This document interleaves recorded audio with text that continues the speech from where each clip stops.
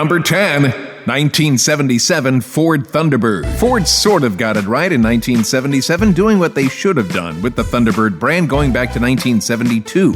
And that was to make it a mid-size car. For 77, Ford redesigned their fancy Torino they called the Elite, that was their half-baked attempt to do a Chevrolet Monte Carlo, and rechristened it Thunderbird. Back even before 1972, the Ford Thunderbird had been a poor man's Lincoln Continental. And for 77, along with the redesign and rebadging, they dropped the price as well. And wouldn't you know it, Ford had the best-selling Thunderbird of all time on their hands. More wings, or whatever. Then as now, America loves a bargain. While no Chevrolet Monte Carlo or Pontiac Grand Prix, in my opinion, this isn't even a Chrysler Cordoba, the very handsome and trim 1977 to 1979 Ford Thunderbird more than deserves a place on my list of 10 best cars introduced during the Malaise Era. Number 9.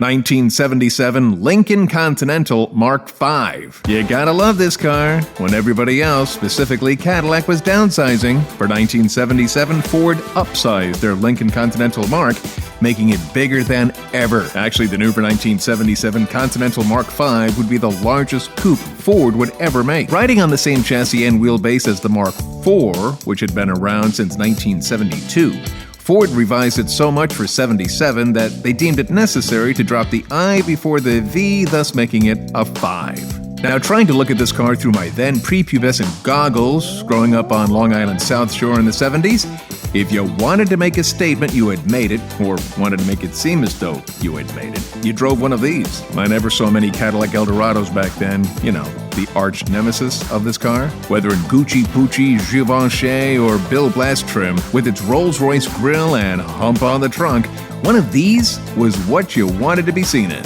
I much prefer the Mark IV in general. I'll take a 72, thank you, with the small bumpers front and back. But I wouldn't kick one of these dreamboats, and I mean that literally and figuratively, out of my garage. Number 8, 1976 Cadillac Seville. What kind of a car guy has a 4-door sedan on a list like this? I know, right? Back in the mid-70s, I remember hearing that Cadillac was coming out with a model based on the Chevrolet Nova, and I was mortified. What was next? A Cadillac with a 4-cylinder engine? Then they came out with these cars, and all was forgiven, for the most part. While not perfect, these cars were Cadillac's response to the growing tide of German imports washing ashore that by the early to mid-70s were beginning to erode their sales. So what to do? Introduce a car that was dimensionally similar to what Mercedes-Benz offered, and slather it with tons of American buttercream frosting. As far as being a Chevrolet Nova, well, it was loosely based on a Nova. Cadillac slicing, dicing, and altering it so much that you'd be hard-pressed to find much of anything Nova in one of these, right down to its Bendix port fuel-injected Oldsmobile V8 engine. Yeah, an Oldsmobile engine in a Cadillac. Hey, you couldn't blame Nixon for that one. The Seville was General Motors' most expensive model at the time, and despite that was a resounding hit with buyers, and showed General Motors and the rest of Detroit that the country was ready for smaller cars. Cadillac built these through 1979, replacing it in 1980 with a car that might top my list of 10 worst cars of the Malaise Era. Number 7. 1975 Chrysler Cordoba. After years of financial and product planning faux pas, in the early to mid-70s, the Chrysler Corporation was in dire straits and they needed a hit song. Somewhat copying the formula General Motors used for their wildly successful Chevrolet Monte Carlo, for model year 1975, Chrysler rebodied their intermediate coupe, which had previously been the Dodge Charger and the Plymouth Sebring, fancied up the interior, hired the debonair Ricardo Montalban as his pitchman, and voila, they got the hit record they so desperately needed. Named after a city in Spain that's pronounced Cordoba. There's a Cordoba in Mexico as well. The Chrysler Cordoba sold so well in its first 3 years that it accounted for some 50% of Chrysler division sales. Granted, what they sold was a drop in the bucket compared to the number of Monte Carlo Chevrolet sold, but it was enough to help stave off Chrysler going bankrupt, at least temporarily. Chrysler botched the restyle in 1978 of the Cordoba, but that's a story for another day. Fun fact, these cars were originally planned as Plymouths, but the Chrysler Corporation determined they could sell them at a higher price point as a Chrysler. Number 6. 1974 Imperial LeBaron. A what?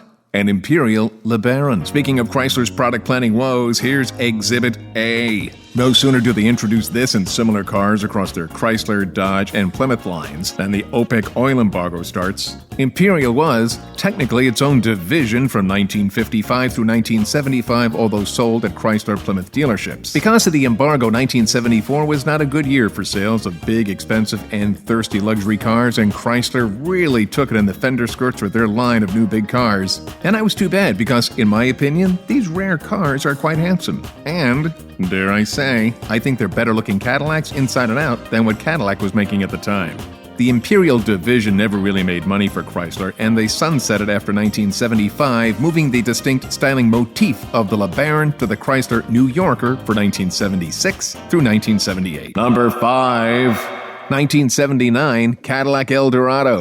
Cadillac swung for the fences with these cars, and some say they hit it out of the park. I'd say they hit a long triple that they turned into an inside-the-park home run.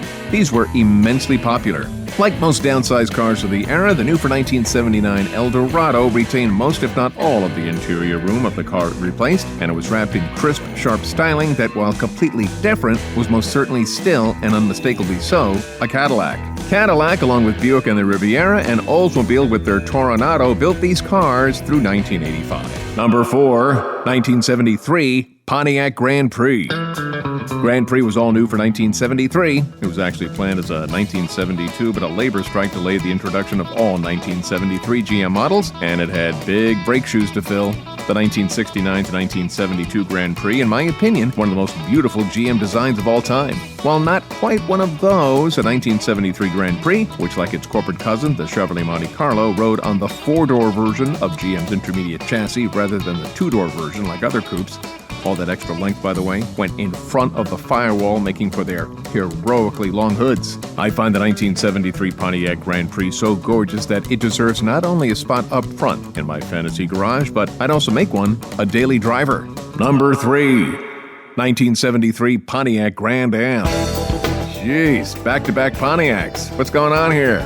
Well, what can I say? Love transcends reason. When most people think of the Pontiac Grand Am, they think of the front-wheel drive little stinkers Pontiac pushed out forever. But these were the OG Grand Ams. It's understandable if you never knew of these things, as Pontiac only made them from 1973 through 1975. Purportedly, Pontiac's answer to the influx of sharp-handling imports washing ashore from Europe at the time, critics damned them with faint praise, claiming they handled poorly, their interiors cramped, their styling verbose, its engine performance choked by crude emissions controls.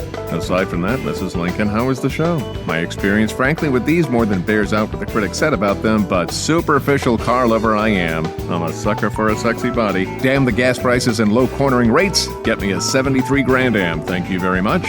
These also came available as 4-door sedans. Number 2, 1982 Ford Mustang GT. If the fortunes of the automobile industry dictate where the country is headed based on this car that was introduced in 1979 but significantly updated for 1982, in the early days of the first Reagan administration, this country was headed for far better things than it had experienced in the past 10 to 15 years. While far from perfect, much like America, the 1982 Mustang GT was the first sign of life the auto industry had seen since the dawn of the Malaise Era in 1973. All thanks to a lightly hot-rodded V8, a somewhat beefed-up suspension, and some sporty bodywork. America was ready for the 5.0, and it was the right car at the right time. Number 1, 1973 Chevrolet Monte Carlo. Like many things in life, you either get these cars or you run from them screaming. While some consider, myself included, these became classics in their own right, what designers of these cars were attempting to do was to emulate the swoopy suitcase fender classics of the Great Gatsby era. That said, perhaps you can begin to appreciate their design ethos or become even more disgusted or nauseated by it. But of all cars introduced during the Malaise Era, the good, the bad, and the indifferent, none says more about the auto industry at the time than one of these did. It clearly outlined where the auto industry and America had been and where it was going. And through the Malaise Era, it foretold that where we were going was going to be one wild, bumpy ride. A ride that in the end had us all shaking our heads wondering, what the hell just happened? So there you go, that's my 10 best list of cars that were introduced during the Malaise Era. Feel free to comment below. Thanks for watching, like, and subscribe.